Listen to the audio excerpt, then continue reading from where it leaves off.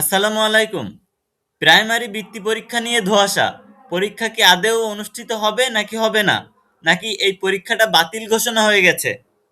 অনেকেই ভাবছেন এটা বাতিল হতে পারে। আবার অনেকেই ভাবছেন না, এটা কিছুদিনের জন্য স্থগিত করা হয়েছে। তবে শিক্ষা বোর্ড থেকে এখনো বাতিলের কোনো নোটিশ এখনো প্রকাশ করেনি তারা।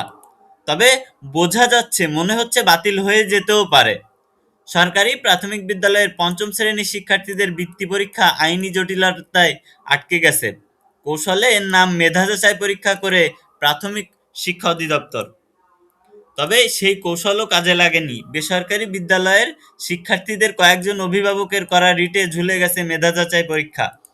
রিটের শুনানি নিয়ে হাইকোর্টের এক বেঞ্চ মেধা যাচাই পরীক্ষা ১ মাসের জন্য স্থগিত করেছেন। অর্থাৎ রিটের শুনানি নিয়ে হাইকোর্টের একটি বেঞ্চ মেধা যাচাই পরীক্ষায় ১ মাসের জন্য স্থগিত করেছেন।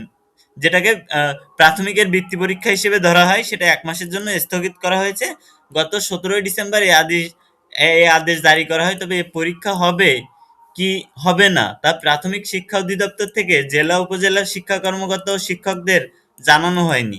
অর্থাৎ এই পরীক্ষা কি আদৌ হবে কি হবে না সে সম্পর্কে কিন্তু জেলা উপজেলা শিক্ষা কর্মকর্তাদের এখনো জানানো হয়নি। ফলে প্রত্যন্ত অঞ্চলের অনেক বিদ্যালয়ের শিক্ষকরা বিষয়টি অবগত নয়। তারা সংবাদ মাধ্যম ও সামাজিক যোগাযোগ মাধ্যমে মেধা যাচাই পরীক্ষা স্থগিতের খবর দেখলেও নিশ্চিত হতে পারছেন না। এ নিয়ে শিক্ষক অভিভাবকরা বেশ চিন্তিত।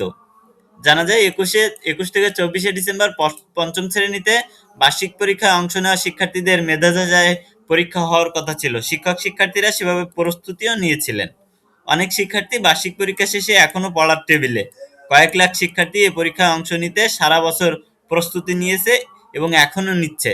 তবে এ পরীক্ষা হবে কি হবে না এখনো নিশ্চিত জানা যায়নি।